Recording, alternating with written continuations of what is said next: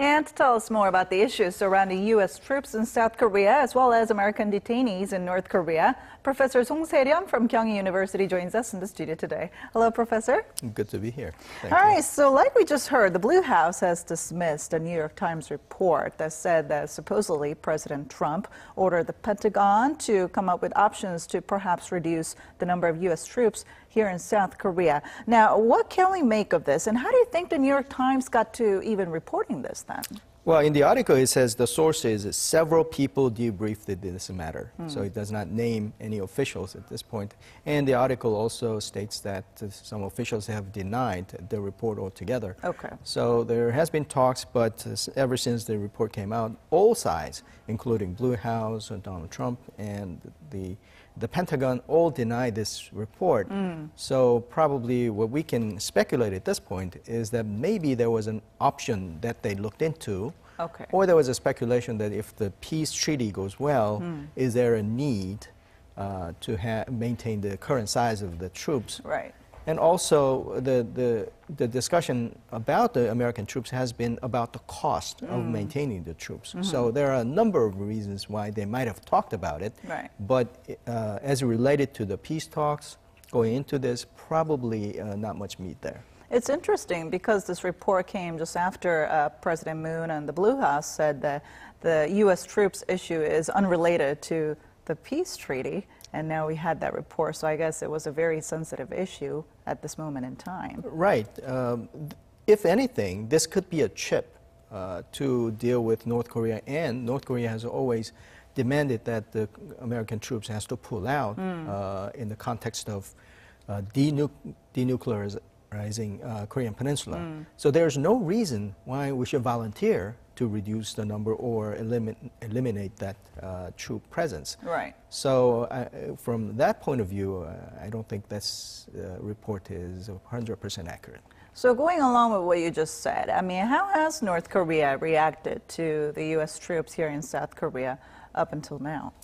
Right. It has always been a deal breaker of sort that they demand that the American troops in Korea should pull out. And this is something that China hopes to accomplish too. So there is this block of opinions about this, and that has always hindered the going forward. And always suspected that North Korea does this or demands this to break off the talks when they are trying to kind of weasel out of free themselves from any kind of commitment. Well, things have changed this time around, hopefully, but I think that's why North Korea does not demand this, and they expressly said that they're not going to put this on the table. Okay, so you don't think that the U.S. and North Korea, when they meet for the summit in the coming weeks, they're not going to discuss this issue of U.S. troops stationed in South Korea? Well, knowing Donald Trump, well, not knowing Donald Trump, right. That's more exact statement. Anything could happen in terms of big deal if they are planning. Probably it's something that we can contemplate, but I think the normal course of action should be that the peace treaty and some sort of compensation or some kind of collaboration deal. And afterwards, I think that naturally the discussion will rise to the point where the American troops maintaining this size at this point, about 28,000 troops in Korea, may not be necessary given the level of security risks. So this is going to be one of the details that will probably be discussed after the big picture is kind of announced between the two sides. All right, let's talk a little bit more about the 3 American detainees in North Korea. We have seen reports coming out that North Korea is set to release them or have already released them and have relocated them to a hotel in Pyongyang. We've been hearing several reports on that. So what is the situation like right now with those 3 Americans? Well, as you know, Donald Trump tweeted about it, Rudolph Giuliani mentioned, but the Pentagon, I mean the State Department has not confirmed the release or any progress in this. But this has been in the works, so to speak, for quite a while. Mike Pompeo pushed this when he visited Pyongyang, and North Korean minister visited Sweden with the speculation Right. that it was one of those agenda that they have talked about.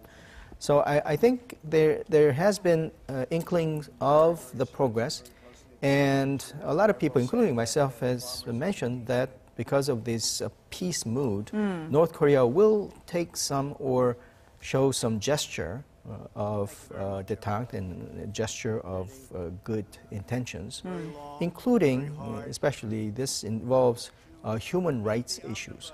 So we cannot really deal with the North Korean human rights issues outright because it's very serious, but we have always expected that there would be some sort of gesture, including the Americans released or the Japanese abductees getting the good news of some sort. Right. So this is in line of those expectations. Then what are the chances that North Korea may actually send these detainees home back to the U.S.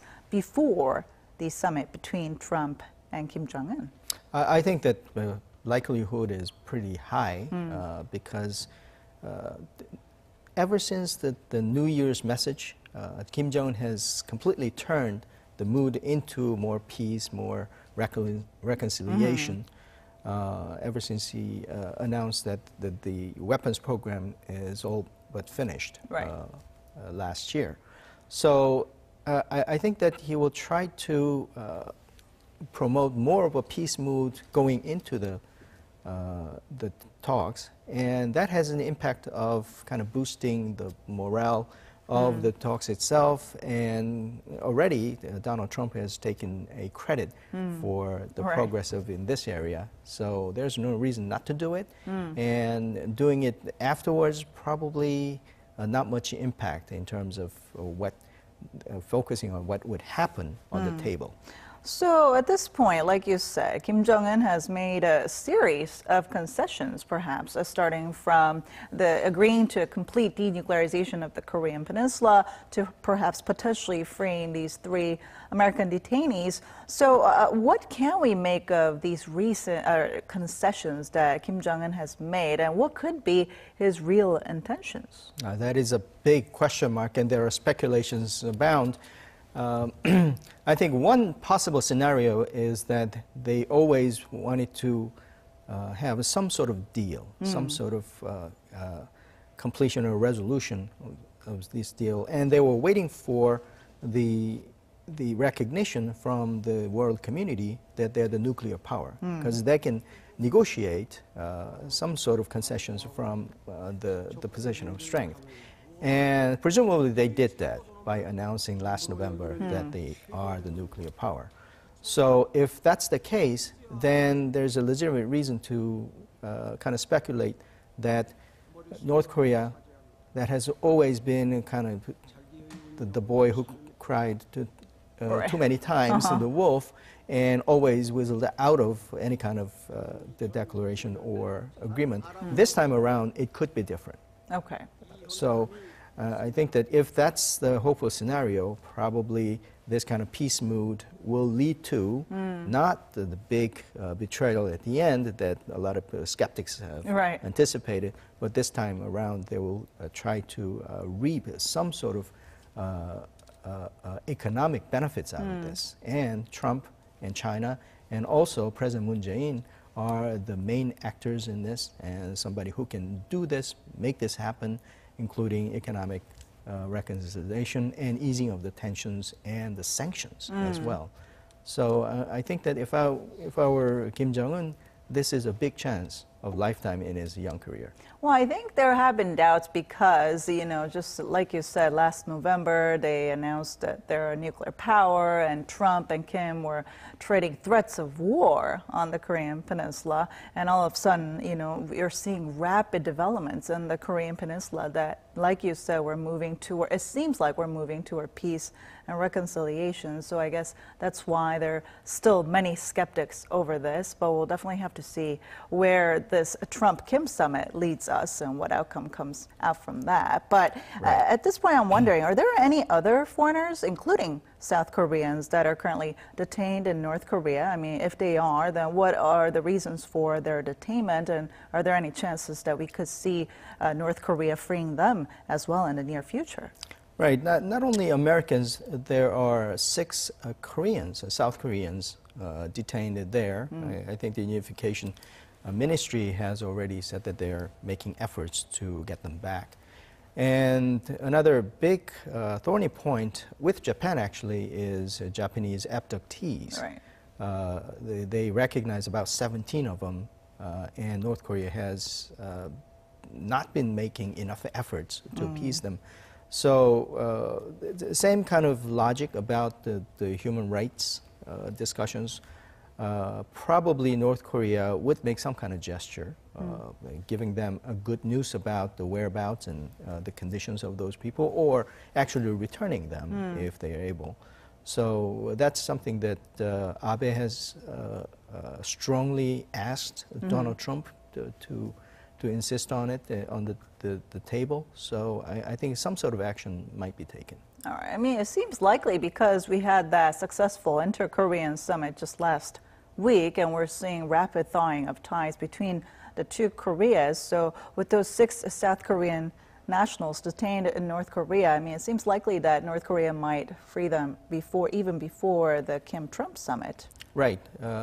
Along with that, I think we can anticipate more of a feel-good moment with lost families getting together, or some kind of sports event participating together. As a unified team. Right. Yeah. Now, like you said, Japanese abductees issue has been in the spotlight, especially as Japanese Prime Minister Abe has been continuously bringing up this issue with many regional players right now. And we know that family members of the Japanese nationals abducted met with U.S. government officials in Washington on Wednesday and asked for support to bring their loved ones back home. So what are the chances then that something might be agreed upon between Kim Jong-un and Trump when they meet for their summit in regards to this Japanese abductees issue? Right. I think the chance is good because Abe made a visit specifically for these issues. And I think the speculation is that this is the issue that the Japan could assert to prevent Japan kind of completely excluded from the discussions. I think the human rights issue, abductee issue, is one issue that the Japan could put themselves onto the table and onto the agenda. So because of that, it was important for Abe, important obviously for the families, and Trump was very positive about this. He promised that he will bring this up. So I think the chances are very good that it will be part of the issues. I think that anticipating that, that's why North Korea might take some actions even before that about the abductees. So, but we'll have to see. Right.